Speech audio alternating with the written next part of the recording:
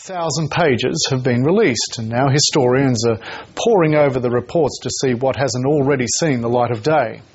Well, Ashley Ekins is the head of the military history section of the Australian War Memorial, and he's also co-written the official history of Australia's involvement in the Vietnam War, and he joins me now from our Canberra studio. Ashley Ekins, thanks so much for your time tonight.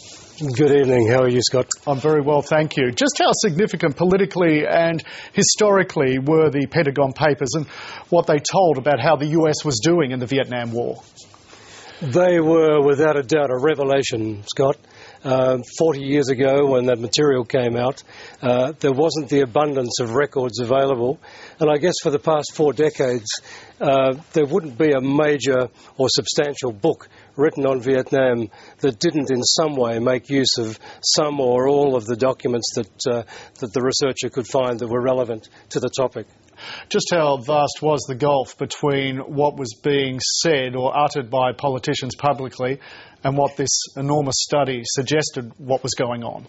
I think that was the major point, and that's why the New York Times had a scoop on its hand when it released this material 40 years ago. There was already a public perception of a credibility gap, particularly following the Tet Offensive, when there'd been assurances that the war was being won in '68.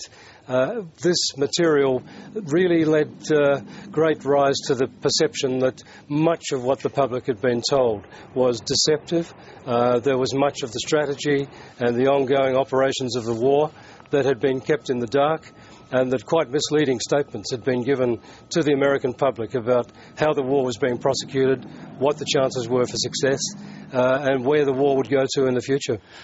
Now, Ashley, given Australia was still involved in the war in 1971, and we had been for the best part of a decade by then, what impact did those revelations have in Australia at the time?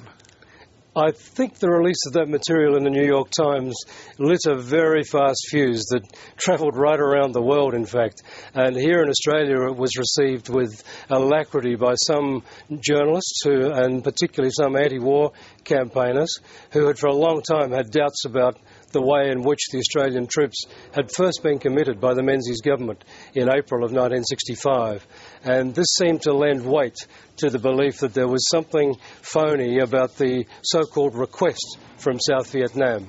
And in fact, we now know that, in fact, that request, as it was called, was contrived. Prime Minister Menzies, when he announced the commitment on the 29th of April in 1965 of our first combat battalion to Vietnam, had said it was at the request of the South Vietnamese government.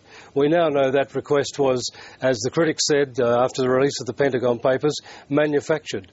It was contrived, and possibly in the way lots of diplomatic exercises like that are. It was actually the South Vietnamese made a response to an offer which was made through the US government of combat troops. And we now know that the South Vietnamese Prime Minister would have preferred, in fact, more of the Australian advisors who were doing such a good job and perhaps more logistics help for his government and his army. As it turned out, we committed the battalion.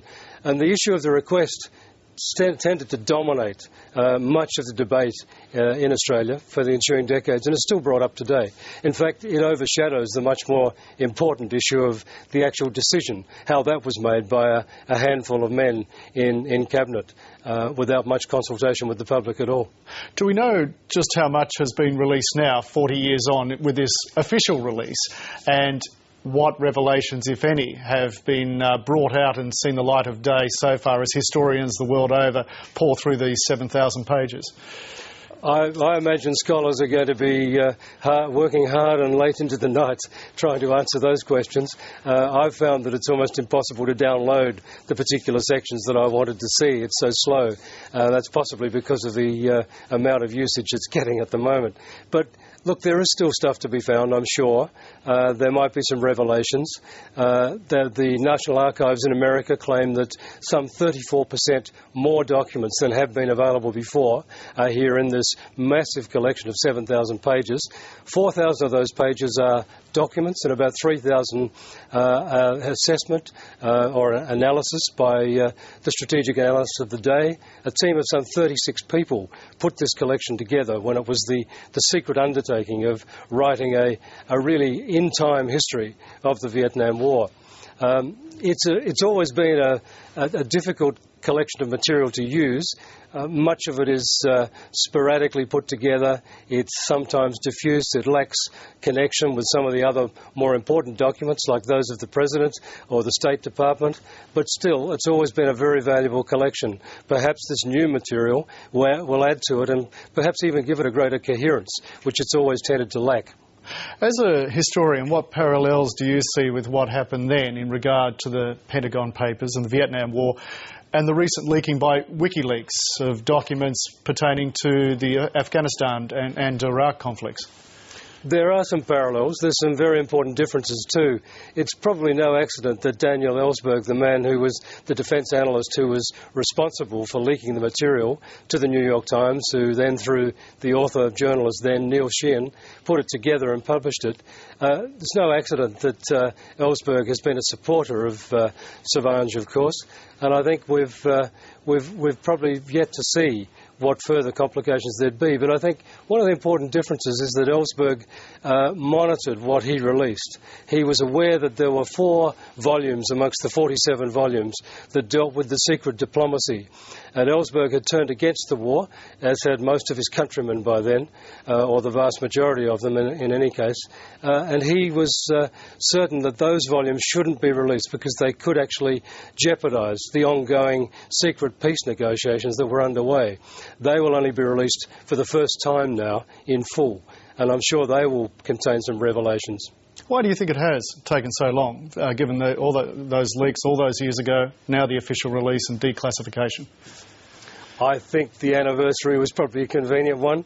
It should not have been so long, and of course most of the material, it's always been said, is actually out there in the public arena. The Americans have actually traditionally been very open with their archival secrets, and their freedom of information laws are amongst the best in the world. And it's really through American documents initially in the 1980s in particular that many scholars in this country were first able to get insights into the Australian operations in Vietnam. That's changed over time, but no, I can't explain why it actually took 4 decades. Perhaps some of the documents might reveal why that might have been. Now, when Robert McNamara, the Defence Secretary, commissioned this study in the late 60s, he said he wanted an encyclopedic and objective study of the US involvement in the war. Jumping forward 40-odd years, you've been working on Australia's official history of our involvement in the Vietnam War, the 3rd and final volume to be released. When is that going to be released, and will there be any Pentagon Papers style revelations in it? There'll be some surprises for people, for sure, yes. That final volume, titled Fighting to the Finish, carries the story of the Australian Army in Vietnam from the middle of 68 right through to the end of the war in 75. And I think people will find there's some surprises there for them. It's actually the 9th volume in the complete series of the official history on the Vietnam War, but the 3rd dealing with the Army. And I think there's a big constituency out there who will be just as eager as scholars are today to look at the Pentagon Papers, who'll be keen to see what the revelations are in that volume. Ashley Ekins from the Australian War Memorial, thanks so much for your time this evening. Thank you, Scott.